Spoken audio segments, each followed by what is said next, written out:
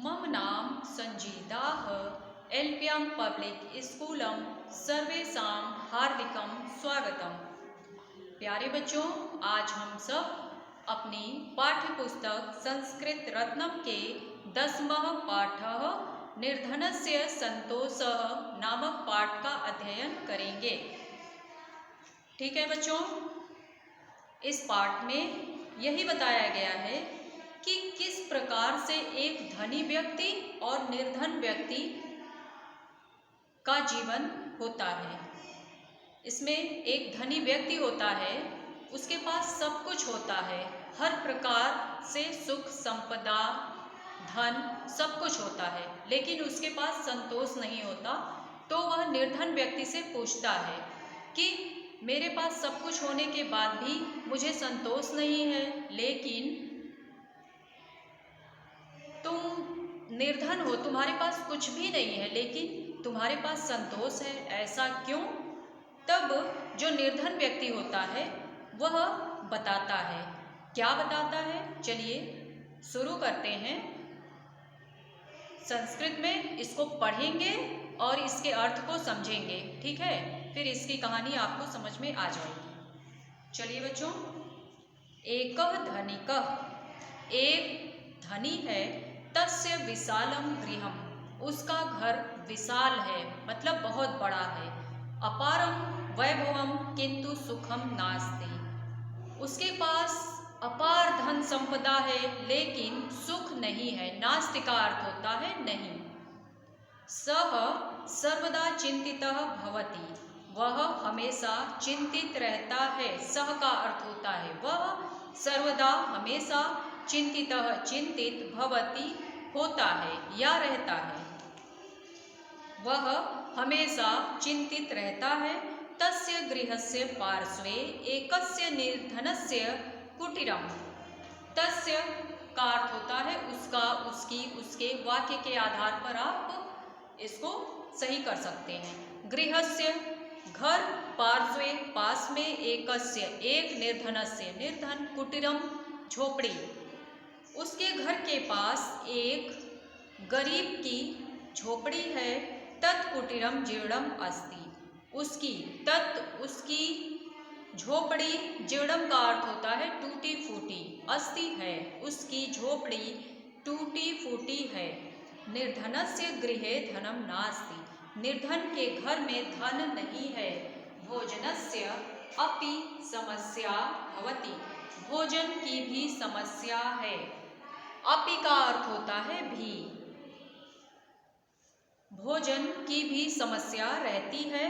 तथापि संतुष्टः अस्ति, तथापि, अपि का अर्थ होता है भी, तब भी संतुष्ट है।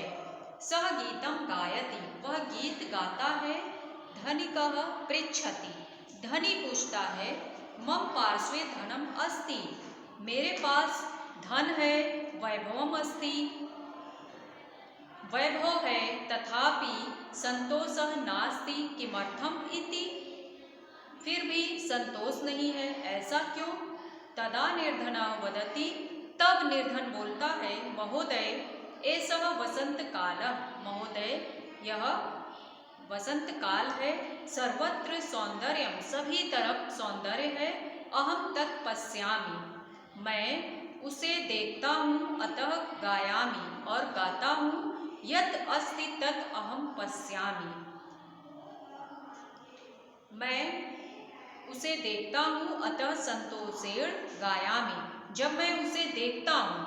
यत् अस्ति तत् अहम पश्यामि, यत् का अर्थ होता है जब, जब मैं उसे देखता हूँ तब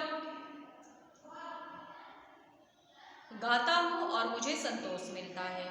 भवान यत् नास्ति तत् पश्यति, आप ऐसा नहीं करते। अतः सर्वदा चिंतां करोति इति, इसलिए हमेशा चिंता करते हैं। आ गया बच्चों समझ में? चलिए एक बार और इसके अर्थ को देखिए। एकः धनिकः, एक धनी है। तस्य विशालम गृहम, उसका विशाल घर है। अपारम वैभवम किंतु सुखम नास्ति, उसके पास अपार वैभव धन संपदा है, लेकिन फिर भी वह सुख नहीं है, सुखी नहीं है। ठीक है। स सर्वदा चिंतितः भवति, वह हमेशा चिंता में रहता है।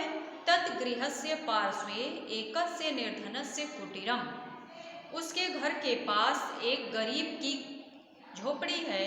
तत् कुटीरम जीर्णम अस्ति, उसकी झोपड़ी टूटी फूटी है।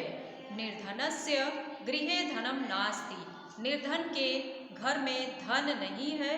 भोजनस्य अपि समस्या भवति, भोजन की भी समस्या रहती है। तथापि संतुष्टः अस्ति, तब भी वह संतुष्ट है। सह गीतम गायति, वह गीत गाता है। धनिकः पृच्छति, धनी पूछता है।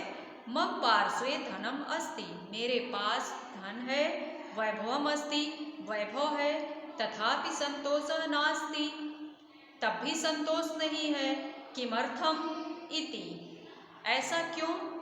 तदा निर्धनः वदति, तब निर्धन बोलता है। महोदय एषः वसंत कालः, यह वसंत काल है। सर्वत्र सौंदर्यम, सभी तरफ सौंदर्य है।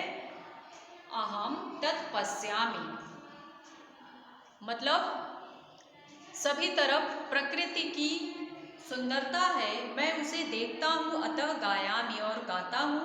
यत् अस्ति तत् अहम पश्यामि,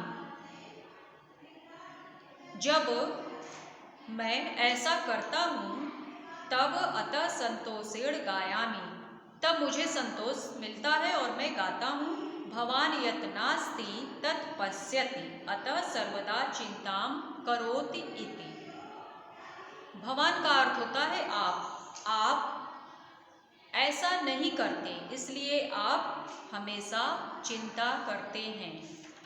तो बच्चों, इसे आप सब अच्छे से पढ़ने का प्रयास कीजिए और इसके शब्दार्थ को याद कर लीजिए, तभी आप संस्कृत अच्छे से पढ़ पाएंगे। ठीक है बच्चों, चलिए कुछ अभ्यास के प्रश्न भी देख लीजिए। पहला प्रश्न है, प्रश्नानाम उत्तराणि लिखति, प्रश्नों के उत्तर लिखिए। कस्य विशाल गृहम अस्ति, किसका विशाल घर है। क्या होगा। धनिका विशाल गृहम अस्ति, धनी का विशाल घर है। कुटीरम कीदृशम अस्ति, झोपड़ी कैसी है, टूटी फूटी। कुटीरम क्या होगा, जीर्णम अस्ति।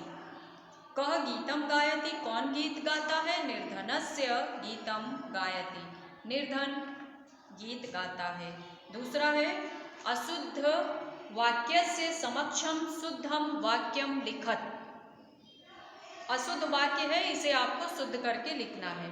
सह सर्वदा चिंतितः भवसि, सह एक वचन है तो इसके साथ क्रिया भी एक वचन होगी, तो भवसि न होकर भवति होगा। ठीक है। सह सर्वदा चिंतितः भवति। देखिए दूसरा है, लिखते चलिए।